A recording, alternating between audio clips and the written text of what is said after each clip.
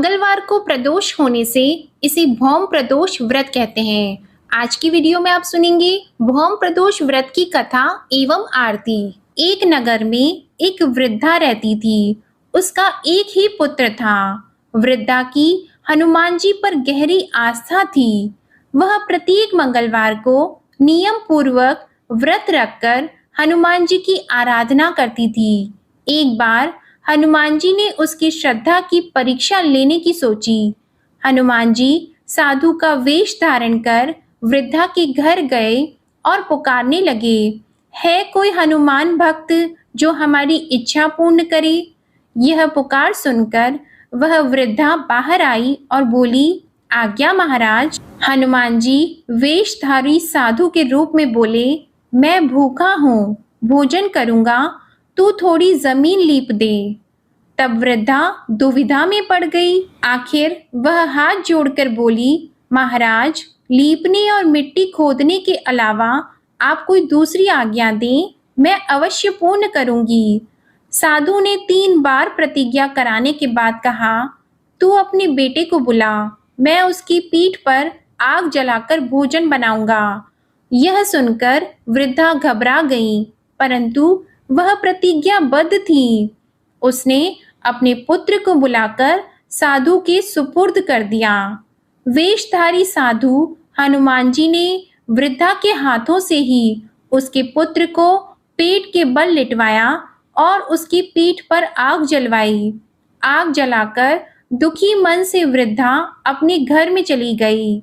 इधर भोजन बनाकर साधु ने वृद्धा को बुलाकर कहा, तुम अपने पुत्र को पुकारो ताकि वह भी आकर भोग लगा ले। इस पर वृद्धा बोली, उसका नाम लेकर मुझे और कष्ट न पहुंचाओ। लेकिन जब साधु महाराज नहीं माने तो वृद्धा ने अपने पुत्र को आवाज लगाई। अपने पुत्र को जीवित देखकर वृद्धा को बहुत आश्चर्य हुआ और वह साधु के चरणों में गिर पड़ी। हनुमान जी अपने वास्तविक रूप में प्रकट हुए और वृद्धा को भक्ति का आशीर्वाद दिया। इस तरह मंगल देवता भौम प्रदोष के व्रत को रखने वाले अपने भक्तों पर हर तरह से मदद करके उसे उस बुरी स्थिति से बाहर निकालने में उसकी मदद करते हैं। बोलो शंकर भगवान की जय। अब आप सुनिए दूसरी कथा। प्राचीन समय की बात है। एक नगर में सेठ धन दौलत और वैभव से संपन्न था। वह अत्यंत दयालु था।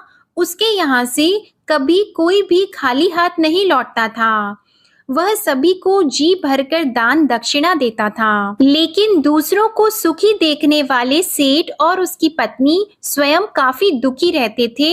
दुख का कारण था उनके संतान का न होना। संतानहीनता के कारण दोनों बहुत दुखी रहते थे। एक दिन उन्होंने तीर्थ यात्रा पर जाने का निश्चय किया और अपने कामकाज सेवकों को सौंपकर वे चल दिए।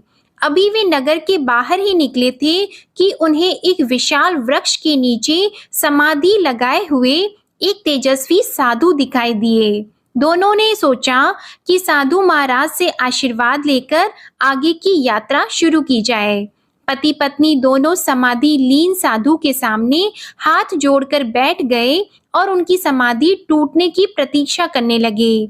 सुबह से शाम और फिर रात हो गई, लेकिन साधु की समाधि नहीं टूटी। मगर सेठ पति पत्नी धैर्य पूर्वक हाथ जोड़कर पूर्ववत बैठे रहे। अंततः अगले दिन प्रातःकाल साधु समाधि से उठे। सेठ पति पत्नी को देखकर वह मंद मंद मुस्काए और आशीर्वाद स्वरूप हाथ उठाकर बोले, मैं तुम्हारे अंतर्मन की कथा भाप गया हूँ। वत्स, मैं तुम्हारे धैर्य और भक्ति भाव से अत्यंत प्रसन्न हूँ। साधु ने संतान प्राप्ति के लिए प्रदोष व्रत करने की विधि समझाई और भगवान शंकर की वंदना बताई। हे रुद्रदेव, शिव आपको नमस्कार है। शिव शंकर जगत गुरु नमस्कार है। हे नीलकंठ सुर नमस्कार है। शशि मौली चंद्र सुख नमस्कार है। हे उमाकांत सुधी नमस्कार है। उग्रत्व रूप मन नमस्कार है। ईशान ईश प्रभु नमस्कार है। विश्वेश्वर प्रभु शिव नमस्कार है। हे शिव शंभु आपको नमस्कार है। इस विधि और इस स्तुति को जानने के बाद तीर्थ यात्रा के बाद दोनों सेठ सेठानी वापस अपने घर को लौटे और नियम पूर्वक प्रदोष का व्रत किया। व्रत के प्रभाव से और शिवजी की कृपा से सेठ की पत्नी ने एक सुंदर पुत्र को जन्म दिया। प्रेम से बोलिए माता पार्वती और भगवान शंकर की जय। अब आप सुनिए तीसरी कथा। एक समय सर्व प्राणियों के हितार्थ परम पावन भागीरथी के तट पर ऋषि समाज द्वारा विशाल गोष्ठी का आयोजन किया गया। इस सभा में व्यास जी के परम शिष्य पुराण वेता सूत जी महाराज हरि कीर्तन करते हुए पधारे। सूत जी को आते हुए देखकर शौनक आदि ऋषि मुनियों ने खड़े होकर उन्हें दंडवत प्रणाम किया। महाज्ञानी सूत जी ने भक्ति भाव से ऋषियों को हृदय से गले लगाया और आशीर्वाद दिया। विद्वान ऋषिगण और सब शिष्य आसनों पर विराजमान हो गए। शौनक आदि ऋषि ने पूछा, हे पूज्यवर, कृपया करके यह बताने का कष्ट करें कि मंगलप्रद कष्ट निवारक यह व्रत सबसे पहले किसने किया और उसे क्या फल प्राप्त हुआ। श्री सूत जी बोले, आप सभी शिव के परम भक्त हैं। आपकी भक्ति को देखकर मैं वृत्ति मनुष्यों की कथा सुनाता हूँ। ध्यान से सुनो। एक गांव में अति दीन ब्राह्मण निवास करता था। उसकी साध्वी स्त्री प्रदोष का व्रत किया करती थी। उसका एक ही पुत्र रत्न था। एक समय की बात है, वह पुत्र गंगा स्नान करने के लिए गया। दुर्भाग्यवश मार्ग में उसे चोरों ने घेर लिया और वे कहने लगे कि हम तुम्हें नहीं मारेंगे, परंतु तुम्हें अपने पिता के गुप्त धन के बारे में हमें बताना होगा। बालक दीन भाव से कहने लगा, हम तो अत्यंत दुखी दीन हैं, हमारे पास धन कहाँ है। तब चोरों ने कहा कि तेरी इस पोटली में क्या है। बालक ने निसंकोच कहा, मेरी माँ ने मेरे लिए रोटियां दी है। यह सुनकर चोरों ने अपने साथियों से कहा कि हे साथियों, यह बहुत ही दीन दुखी मनुष्य है, हम इसको नहीं लूटेंगे, हम किसी और को लूटेंगे। इतना कहकर चोरों ने उस बालक को जाने दिया। बालक वहां से चलते हुए एक नगर में पहुंचा। नगर के पास एक बरगद का पेड़ था। वह बालक उसी बरगद के वृक्ष की छाया में सो गया। उसी समय उस नगर के सिपाही चोरों को खोजते हुए बरगद के पेड़ के पास पहुंचे और बालक को चोर समझकर बंदी बनाकर ले गए।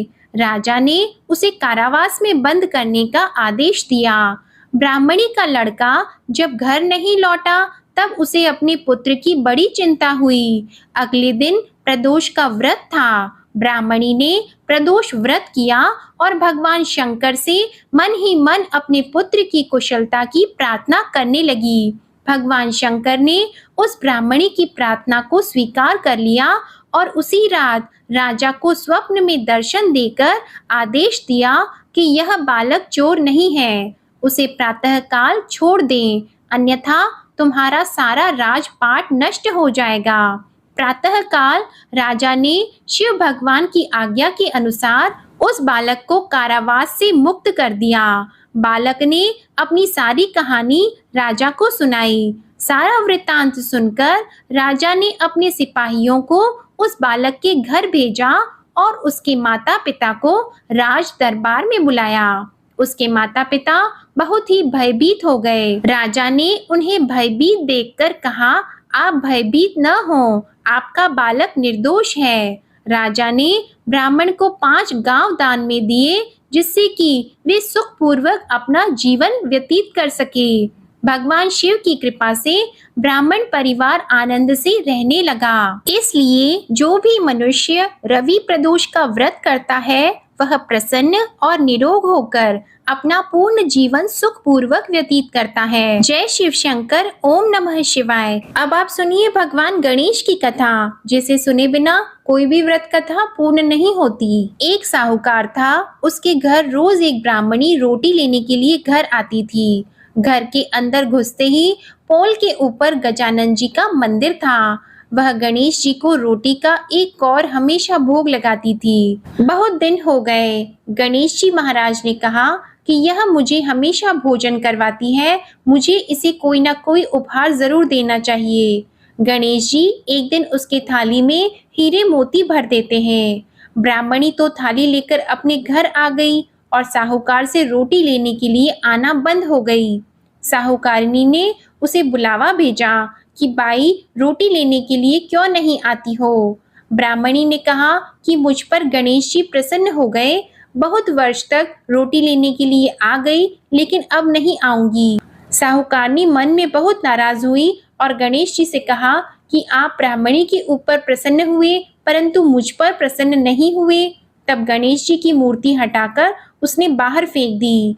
इधर सेठ जी की दुकान में धंधा पानी बंद हो गए। एक दिन सेठ जी की नजर पोल के मंदिर पर गई तो सेठानी जी को पूछा कि गणेश जी कहाँ गए।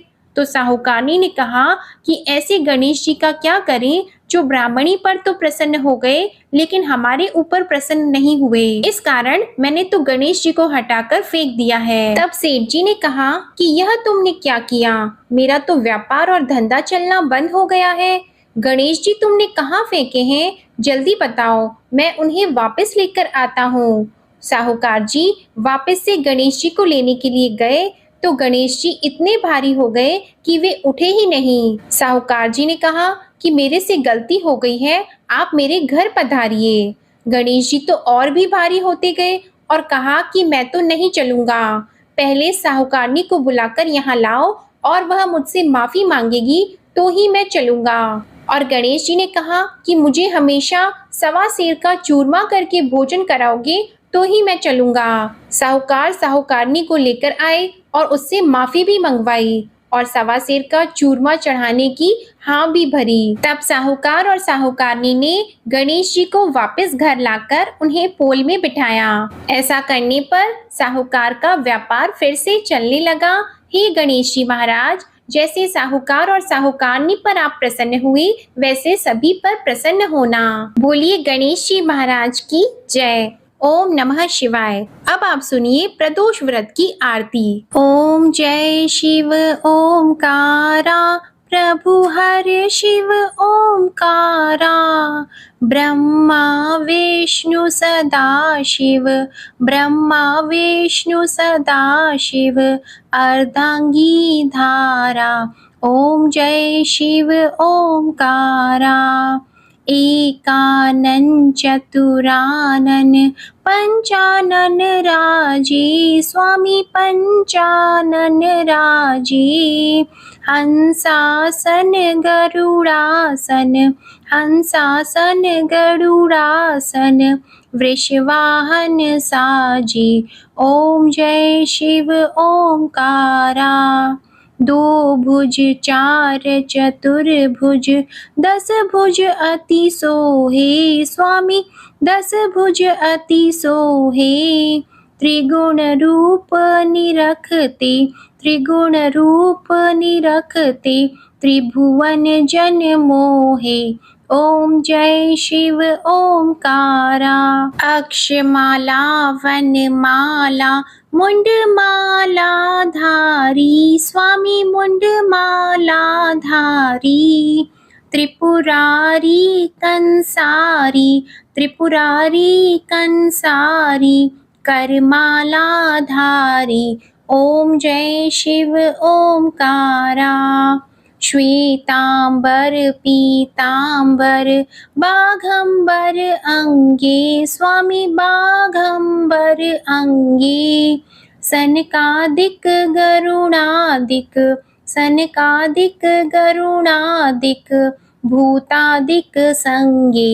ओम जय शिव ओमकारा, कर की मध्य कमंडल, चक्र त्रिशूलधारी, स्वामी चक्र त्रिशूलधारी, सुखकारी दुखहारी, सुखकारी दुखहारी, जगपालनकारी। ओम जय शिव ओमकारा, ब्रह्मा विष्णु सदा शिव, जानत अविवेका, स्वामी जानत अविवेका, प्रणवाक्षर में शोभित, प्रणवाक्षर में शोभित, ये तीनों एका। ओम जय शिव ओमकारा। त्रिगुण स्वामी जी की आरती जो कोई नर गावे, स्वामी जो कोई नर गावे। कहत शिवानंद स्वामी, कहत शिवानंद स्वामी, मन वांछित फल पावे। ओम जय शिव ओमकारा। ओम जय शिव ओमकारा। ओम जय शिव ओमकारा। बोलो भगवान शंकर और माता पार्वती जी की जय। बोलो भगवान गणेश की जय। बोलो लक्ष्मी नारायण जी की जय। बोलो बजरंगबली हनुमान जी की जय। उम्मीद करती हूँ आपका प्रदोष व्रत सफल हो और आपको आज की कथा अच्छी लगी तो वीडियो को लाइक करके चैनल को जरूर सब्सक्राइब करिएगा और कमेंट में भगवान भोलेनाथ की जय जरूर लिखिएगा। धन्यवाद।